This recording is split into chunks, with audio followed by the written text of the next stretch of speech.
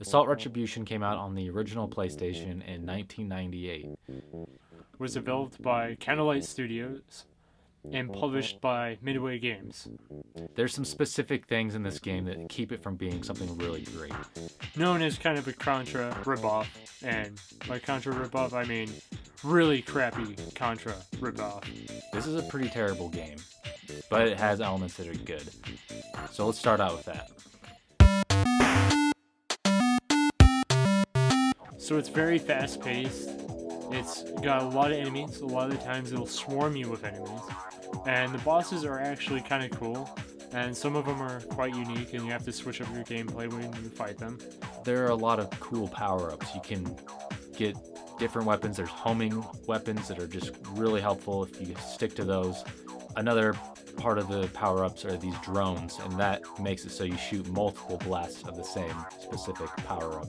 So if you get like the cutter weapon, and then you get 4 drone power-ups, then you start shooting 4 blasts at once, which is extremely helpful. But when you do that, the one downside is it starts taking away more energy. So the more drones you have, the more energy it takes away.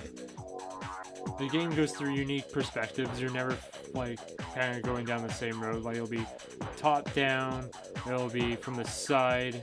Sometimes the camera's just facing you head on and you're running towards the camera. Those parts are kind of interesting. They're not always fun because you can't really see what's ahead of you. So those are interesting. And then there's the hover bike level, which is very reminiscent of Battletoads. There's a really exciting part in the game where you're racing around on hover bikes trying to race through this area, and then you end up having to fight a boss while you're racing on these hover bikes.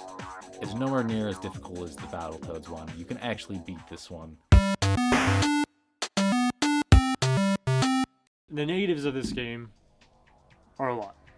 It's definitely a Contra ripoff. The controls kind of feel a little wonky.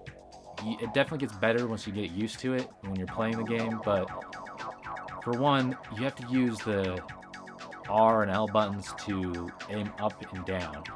And then there's certain times where you point down to shoot something below you, and that's fine. You're gonna hit the guys, the little monsters crawling around on the ground, but then you try to aim back up, and then sometimes you just go all the way up instead of middle. And then I had a problem. Sometimes I would just be going down, then up, down, and up like this over and over, and I couldn't get it back straight forward to the middle, which was just really annoying and stupid.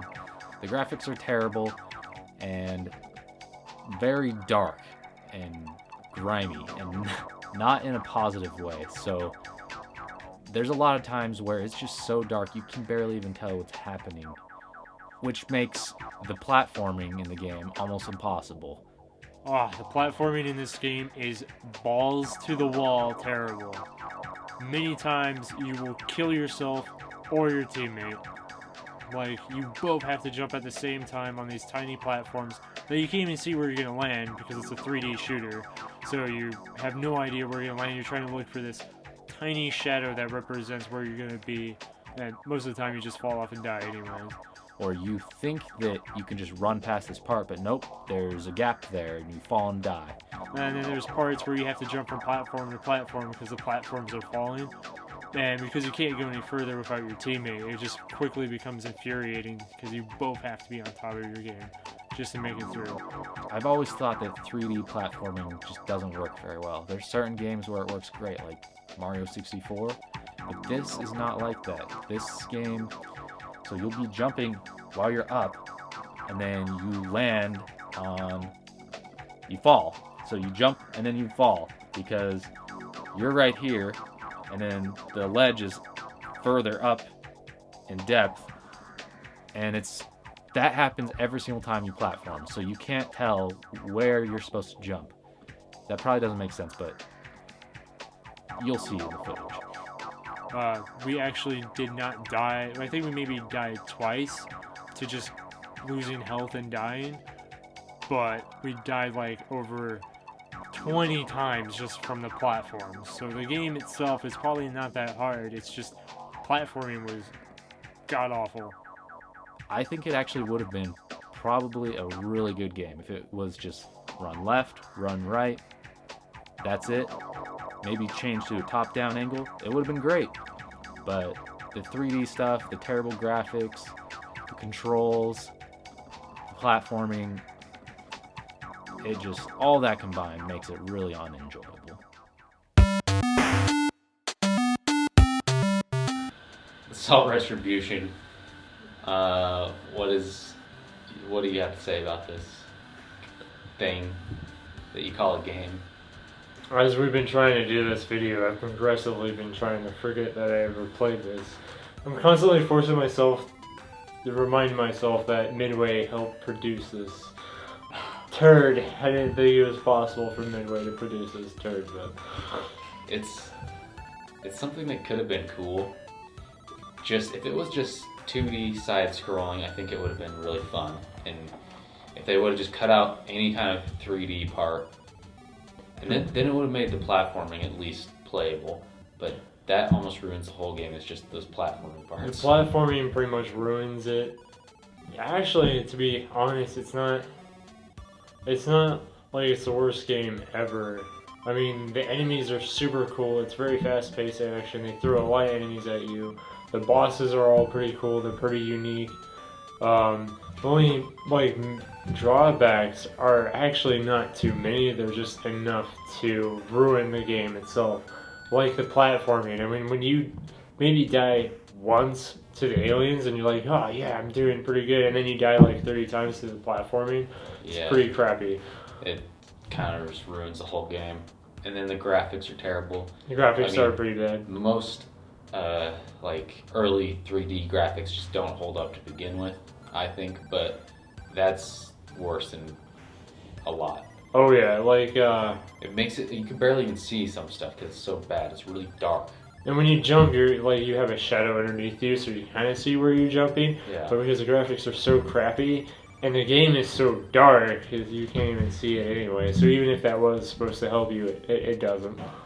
Well, weapons are really cool. Like, all that stuff's really cool. I mean, I love getting the little drones that shoot and everything.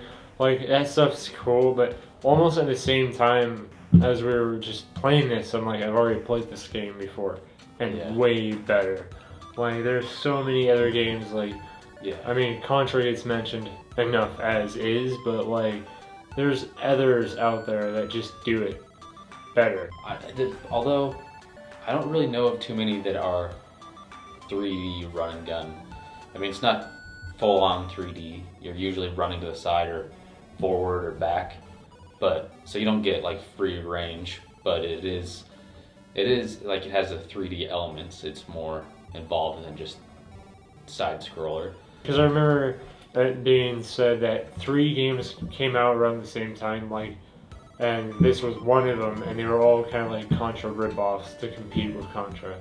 Yeah, but that's the thing that's stupid is those Contra games on PS1 are considered to be not great games to begin with. So they were making this game to compete with games that were already not that good.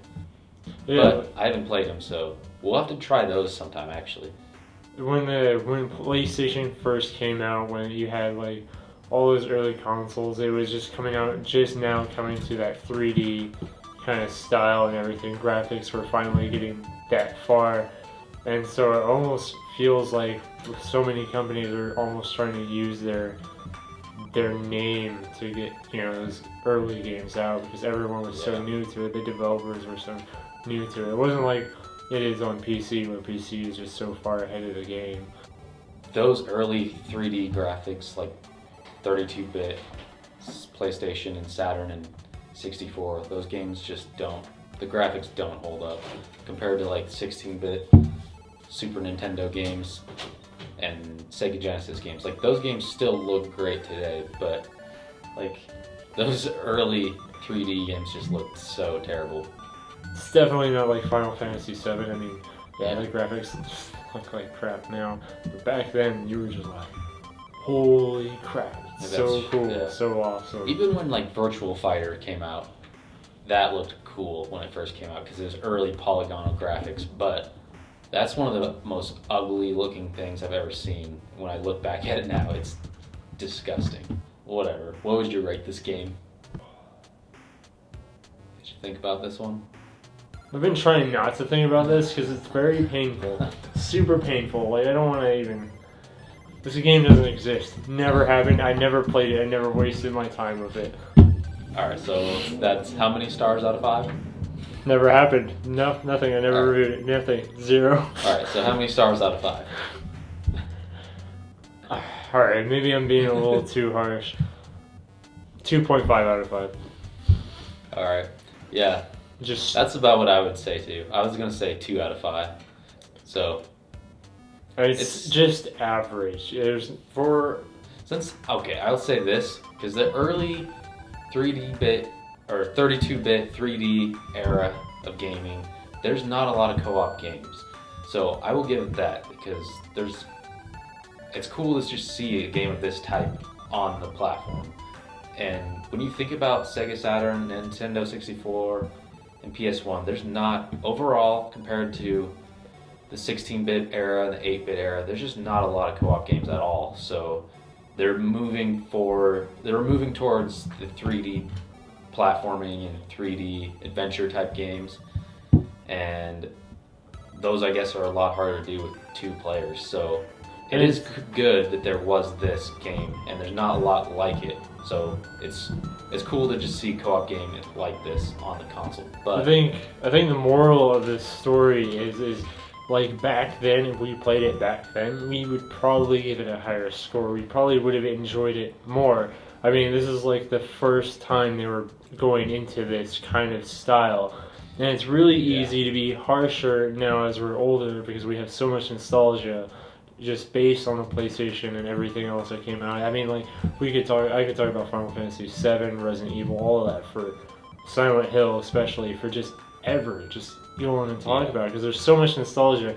So looking back on it from this, it's just so easy to be harsh. So we gotta keep that in mind. I'll say, I think if I was a kid, I probably would have loved it, but I don't have any nostalgia for this game. So playing it now, it doesn't hold up. It does not hold up at all. But I'd say only if you're a fan of co-op gaming, you should play it, and then still play it one time ever and never ever again. I'd probably give it like a 3.5 back in the day when I was a kid. Honestly. Yeah. All right. Well, 2 for me, 2.5 for you. It's worth playing once. Don't play it again. And only play it, it wouldn't even be worth playing if you played it by yourself. But it's kind of fun to laugh at it and play through it with a friend. I'll say that. I wanted to say it's worth playing once. Alright.